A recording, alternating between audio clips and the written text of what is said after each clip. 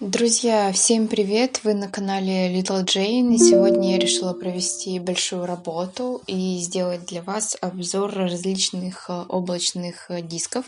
Расскажу про их плюсы-минусы и свои фавориты, которыми я постоянно пользуюсь. Итак, поехали! Начинаем с Mail облака. Размер стандартный, который дается при регистрации на Mail, это 8 гигабайт. Увеличить объем можно на 64, 128, 256, 512 терабайт, 2 терабайта и 4 терабайта максимум. Как ориентир, допустим, для сравнения всех дисков можно взять 128 гигабайт. Здесь нам предлагают за 1490, то есть 1500 в год за 128 гигабайт. Идем дальше. Плюс Mail облако еще в том, мне нравится, что его можно установить не только на мобильное устройство, его можно еще и установить себе на компьютер. И это будет выглядеть вот так вот. То есть оно будет располагаться у вас в жестких дисках. Давайте теперь посмотрим Google диски. Итак, стандартный размер диска, который нам предлагает Google, 15 гигабайт у нас дается бесплатно, 2 гигабайта мне также добавили бонус за проверку безопасности, 2 гигабайта. Увеличить можно на 100 гигабайт, 200 гигабайт, 2, 10, 20 терабайт. Ну, то есть тут, в принципе, по размеру намного больше пространства. Если брать, допустим, 100 гигабайт, для сравнения, да, 1390 рублей в год. В принципе, получается одинаково, если учесть, что на Mail 128 гигабайт и там на 100 рублей дороже.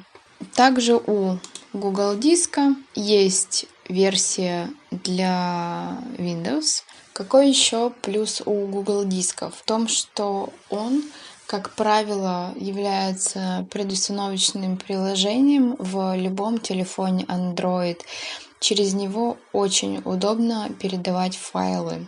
Также мне нравится функционал передачи данных и настройки безопасности. Также Google Диск подтягивает последние не только переданные какие-то медиафайлы, которыми вы манипулировали, но и другие файлы, которые вам, допустим, кто-то отправлял по ссылке, и вы их просматривали. То есть ваш диск, он хранит память просмотренных файлов на других Google дисках.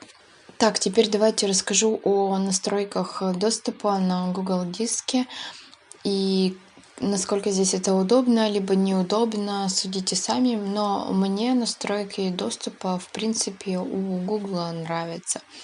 Потом вернемся к Mail.ru, и я расскажу, как дела обстоят там. Возьмем любую папку, у нее отображается вот здесь окно с настройками. Данная папка сейчас недоступна никому для просмотра. Для того, чтобы открыть к ней просмотр, нажимаем на ссылку, и доступ автоматически включается. Теперь посмотреть содержимое этой папки могут все, у кого есть ссылка. Также можно открыть дополнительные настройки и здесь поменять некоторые параметры. То есть на данный момент, если вам прислали эту ссылку, вы можете только просматривать и скачивать файлы. Допустим, если там содержатся какие-то текстовые файлы или табличные, да, вы можете, допустим, редактирование включить. Тут что-то еще есть.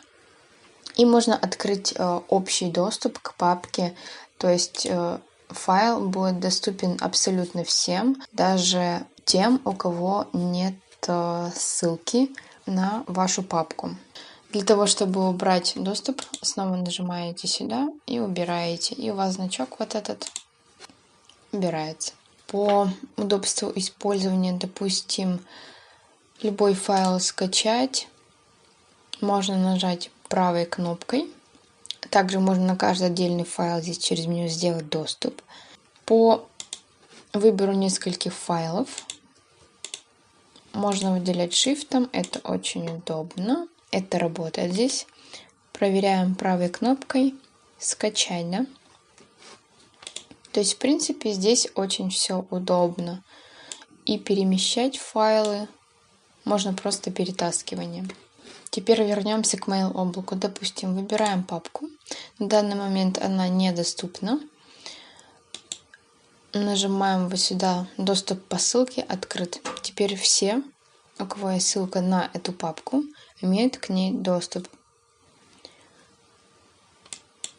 Посмотрим еще. То есть можно открыть доступ по e-mail и настроить редактирование и просмотр. А глобальный доступ здесь есть. Ну, в общем, на mail я почему-то не нашла общий доступ к файлу без ссылки. Возможно, я просто его не нашла, и он здесь есть. Но, видимо, как-то все очень сложно. Итак, по размеру облака и по настройкам доступа пока лидирует Google Диск. Еще есть OneDrive. Это очень удобная штука, облачное хранилище, которое автоматически обновляет редактируемые вами файлы. Я такой облачный диск использую для загрузки каких-то больших файлов или при нестабильном интернете, а также те файлы, которые я очень часто редактирую, и мне нужен к ним постоянный доступ, и я эти файлы редактирую с разных устройств. При этом вам не нужно каждый раз скачивать этот файл, его редактировать и, получается, снова загружать на облако. То есть в таком случае у вас только изменения сохраняются. OneDrive сохраняет изменения автоматически. То есть OneDrive постоянно синхронизируется. Единственный минус от этого, наверное, для, так скажем, слабеньких компьютеров, то, что он постоянно висит в памяти. Да? Вот он здесь вот отображается. Он, естественно, кушает оперативную память, ну и в какой-то мере интернет. Плюс его в том еще, да, что он может использоваться для дозагрузки файлов, то, о чем я говорила, то есть про нестабильный интернет. То есть, если вы загружаете на любой диск, допустим, пока у нас тут Mail облако, да, Google облако, если у вас сбилась в определенный момент загрузка, отвалился интернет или еще что-то произошло, вы нечаянно закрыли браузер, вкладку и так далее, вам придется начинать загрузку заново. В случае, если вы используете OneDrive, мне в голову приходит пример, как, допустим, торрент-загрузчики. Вы закрыли торрент или поставили на паузу, потом, когда вам удобно, допустим, перезапустили эту закачку. Таким образом, можно при нестабильном интернете загрузить файлы большого размера. Давайте посмотрим, что у нас здесь есть. Единственное, что OneDrive предлагает очень маленький объем. Это всего 5 гигабайт. В наше время 5 гигабайт это, так скажем, вообще ничего. Поэтому OneDrive можно использовать, допустим, не для каких-то медиафайлов, там фотографий, видео и прочее. Его удобно использовать для текстовых файлов, как я говорила, которые вы постоянно, допустим, редактируете или изменяете. Либо если вы делаете что-то на заказ, и вам нужно согласовывать это все, допустим, с заказчиком, то изменения оперативно сохраняются, и вам не нужно каждый раз заливать заново файл. Размер OneDrive, конечно, можно увеличить. Вот, OneDrive выглядит вот так. Вот эти вот зеленые галочки обозначают то, что у вас файлы, находящиеся в этой папке, они синхронизируются. OneDrive может находиться в абсолютно любом месте на вашем компьютере, то есть вы его устанавливаете, как будто это какая-то программа. Файлы сюда перемещаются просто перетаскиванием. И поделиться можно, то есть вам не нужно открывать браузер, вам не нужно открывать вкладки. Вы через свой компьютер заходите в свое облако, просто копируете вот ссылку, получаете уведомление, и все, вы эту ссылку можете отправить кому угодно, и у человека будет доступ к этой папке или файлам. Окей, что-то мне не хотят загружать стоимость почему-то. Ну да ладно. Яндекс.Диск. Яндекс также предлагает установить диск на Windows.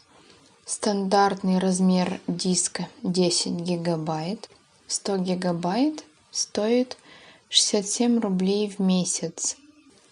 804 рубля в год. То есть это прям дешевле. Так, по настройкам доступа. Настроить доступ по e-mail. Полный доступ и просмотр. Полный доступ — это значит с редактированием. Так, поделиться. Так, доступно по ссылке. То есть доступ будет у всех, у кого будет ссылка. Смотрим. Появился значок. Убираем доступ. О, вижу еще. То есть при выделении у нас появляется меню. Так, дата изменения. Поделиться, скачать, переименовать, переместить, удалить, копировать. Настроить доступ. По выделениям. Переместить, копировать. То есть несколькими папками поделиться нельзя. В общем, если мы выделяем несколько файлов, ими поделиться почему-то нельзя. Получается, либо вы все файлы, которыми хотите поделиться, сначала скидываете в папку, потом вот так делитесь папкой. Либо вы отдельно каждый файл вот таким образом отправляете, потому что если выделять несколько, он не дает отправлять. Так, давайте посмотрим по выделению. Здесь вот я на mail сейчас нахожусь, пытаюсь полем выделить. Не получается выделить файлы вот таким образом. Так. Яндекс.Диск получается выделить. На mail, получается, вы выделяете вот так. Либо шифтом. Ну, не очень удобно, конечно, но да ладно. То есть здесь сначала, здесь вы либо каждый файл отдельно отправляете вот так вот, либо вы делаете это все в папку и уже папкой делитесь. Google. Несколько файлов. Открыть доступ. Копировать ссылки и разрешить доступ к ним. В Google это работает. Отлично. Яндекс также как email, для того, чтобы отправить пачкой какие-то фотографии. Сначала их формируете, допустим, в папку, как вариант, и отправляете папку. Либо каждый отдельно делитесь. Подытожим, да? У нас есть Mail.ru, Google Диск, OneDrive и Яндекс.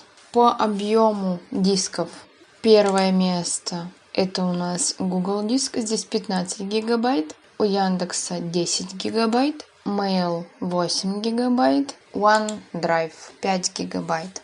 По функционалу фаворит это Google Диск, здесь очень удобные настройки доступа. По остальным, то есть Mail, Яндекс, OneDrive, у них в принципе все идентично, то есть у вас дается ссылка и вы отправляете доступ по ссылке. На данный момент я не могу сказать, что какой-то из этих дисков лично для меня является идеальным вариантом, который бы я, допустим, использовала только его, и меня бы устраивал весь функционал. Такого нет. На этом у меня все. Краткий обзор закончен. Если я что-то упустила, напишите об этом в комментариях.